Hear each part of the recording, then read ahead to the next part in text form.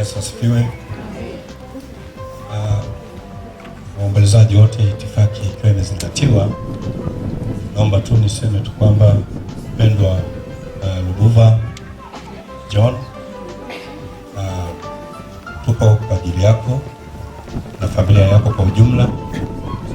Tulipokuwa tumezipata taarifa hizi kwa kwenye kikao pale Dodoma, kwa kweli maaskofu na wachungaji wote walipokea jambo hili kwa masikitiko makubwa, lakini pia wanakupa pole sana.